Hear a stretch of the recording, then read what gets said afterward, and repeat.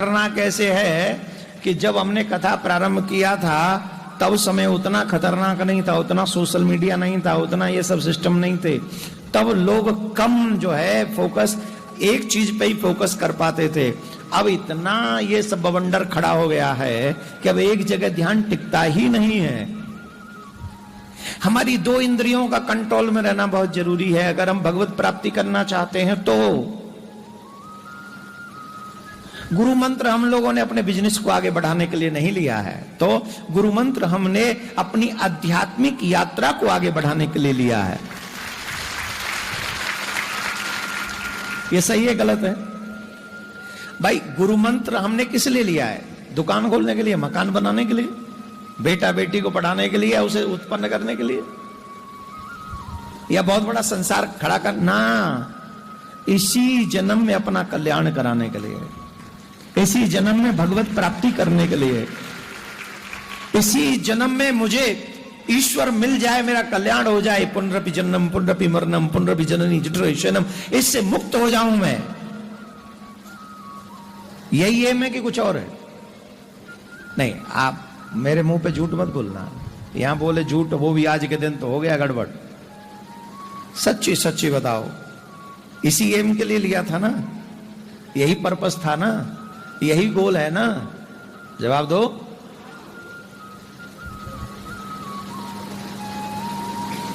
तो उसके नियम रूल रेगुलेशन क्या है? जब आप स्कूल में जाते हो तो उसके रूल्स हैं, आप कहीं ऑफिस में काम करते हो उसके रूल्स हैं, आप दुकान अपनी खोल के बैठे हो उसके भी रूल्स हैं कि नहीं? आपके यहाँ आपकी दुकान है, दुकान में एक आदमी है, आदमी आता है काम करने, उसके भी रूल समझा दे तो इतने बजे आना, इतने बजे जाना, वो ग्राहक आएगा, उसको ये बताना, और उसके गलत कर दे तो गेट आउट। हाँ या ना? जवाब दो। तो एक सेवक तुम्हारे यहाँ आता है, उस पर भी तुम रूल रेगुलेशन लागू करते हो, और ये तो तुम परमात्मा की प्राप्ति करना चाहते हो, तो यहाँ रूल रेगुलेशन नहीं होंगे क्या? यहां हमारी मनमर्जी चलेगी क्या? और हमारी मनमर्जी को करने में दो ही इंद्रियां हैं जो गड़बड़ कर रही हैं। इसलिए हमने पहले कहा कि आज सीखना है, सुनना नहीं है।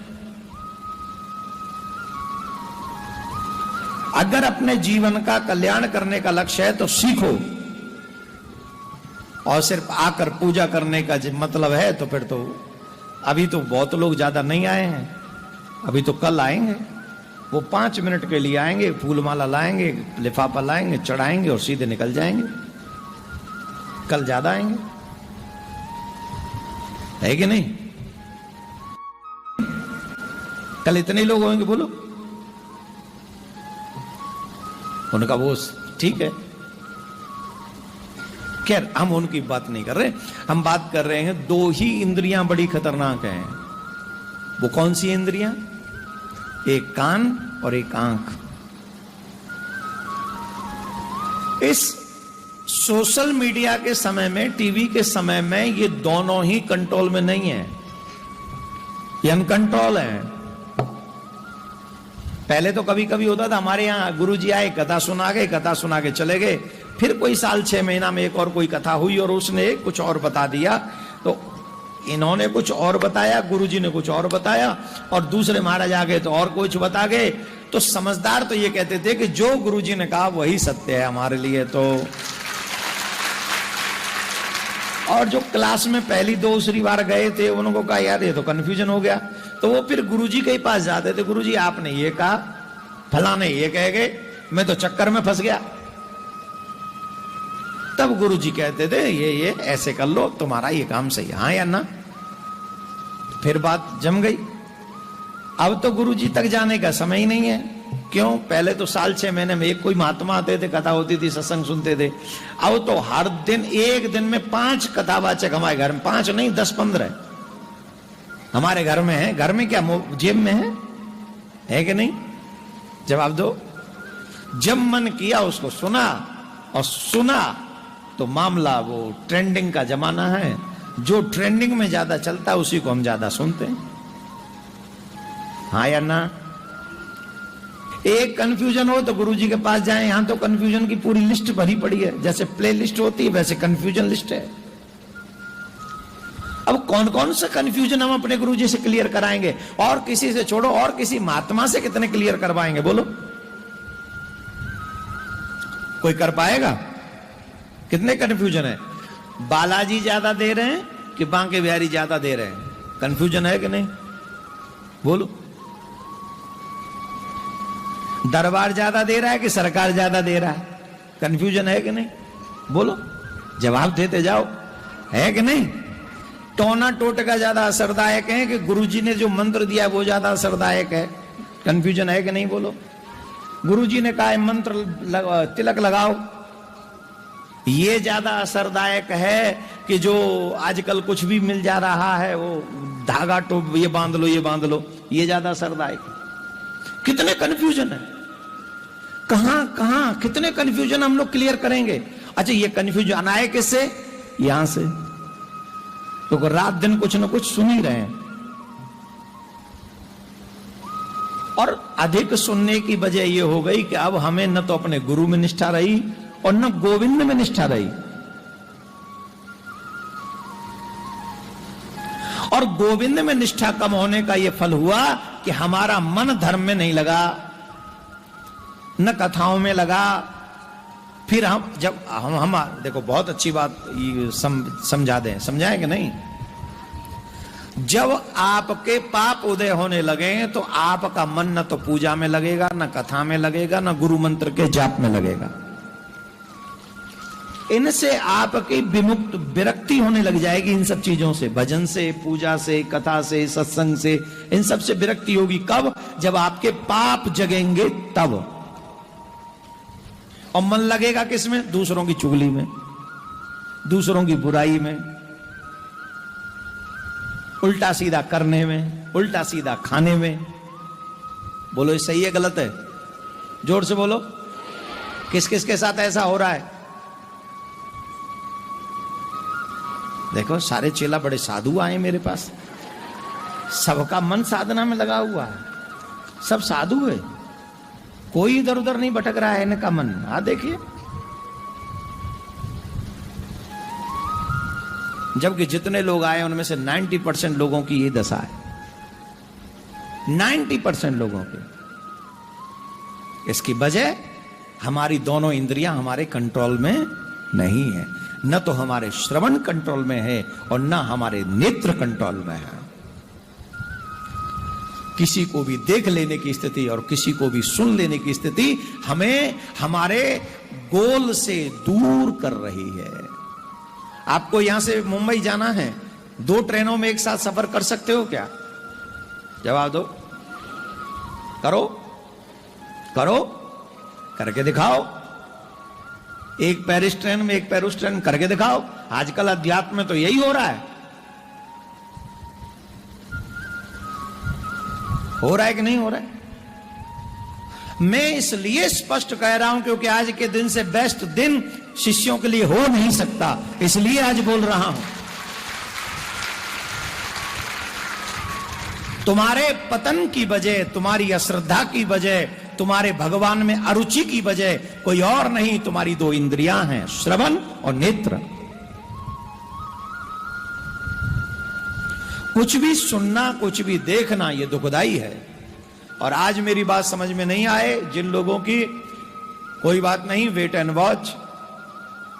जब जिंदगी का रिजल्ट सामने आएगा, धर्मराज उसका हिसाब किताब करेंगे, क्योंकि यहां हमेशा के लिए कोई नहीं आता।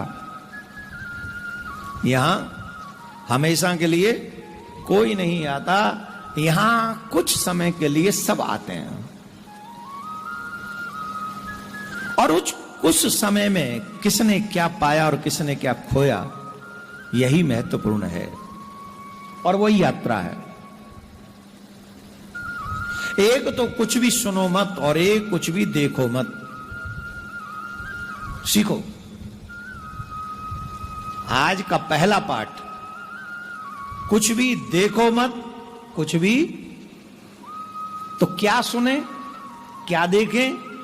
जो प्रिया कांजू की तरफ हमें प्रेरित करे, हमारी निष्ठा जमाए, उसी को सुने। अब हम आपको जरा बता दें कि स्वप्न में गुरुजी को देखने का क्या लाभ है। हमने आपसे कहा है कि हम इन दिनों में कई बात आपको बताएंगे, तो वो सुन लें। अगर आप स्वप्न में गुरुदेव का दर्शन करते हैं तो जो संसारिक लोग हैं, संसार से जुड़े हुए हैं,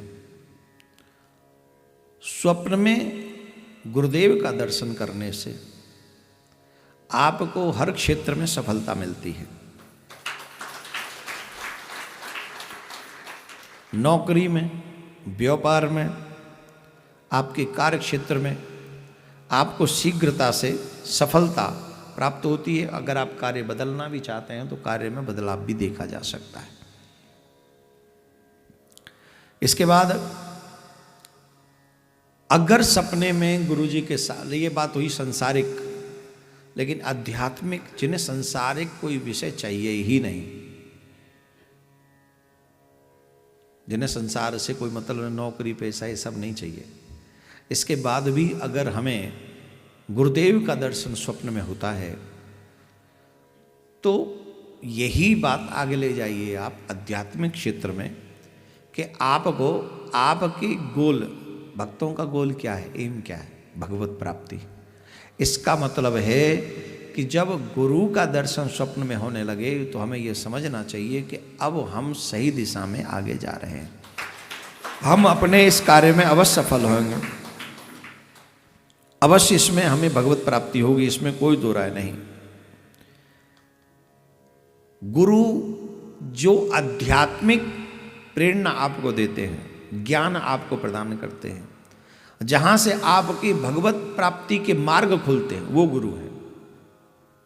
अब ऐसा नहीं, गुरु लोग तो उन्हें भी मान लेते हैं, कोई पंचर जोड़ना सिखा दे तो बोले ये भी हमारे गुरु हैं, हमने इन्हीं से सीखा है। कोई गाड़ी चलाना सिखा दे, बोले ये भी हमारे गुरु हैं। नहीं, उस्ताद वगैरह जो होते हैं वो भी गुरु होते हैं। यहां गुरु की बात हो रही आध्यात्मिक ज्ञान देने वाले गुरु, जो तुम्हें भगवान से जोड़ने वाले गुरु, उनकी बात हो रही है। तो अगर आपको सांसारिक वस्तु नहीं चाहिए तो इसका सीधा सीधा मतलब है कि जिस कारण से आपने गुरु दीक्षा ली है भगवत प्राप्ति की, वो कार्य आपका सिद्ध होने जा रहा है, उस कार्य में आपको सफलता मिलेगी। राधे राधे बोलना पड़ेगा, जोर से बोलना पड़ेगा। और गुरुजी के साथ साथ सपने में गुरु माता को भी अगर देख लिया जाए तो इसे बहुत शुभ माना जाता है। इसमें कोई संशय नहीं कि सपने में अगर हम गुरुजी और गुरु माता को, दोनों को देखें तो इससे हमारी जो भावनाएं हैं भगवत प्राप्ति की, वो निश्चित सफल होने वाली है। भव सागर से पार होने में हमें कोई नहीं रोक सकता। और हमें यह समझना चाहिए कि मृत्यु लोक में यह हमारा अंतिम जन्म है।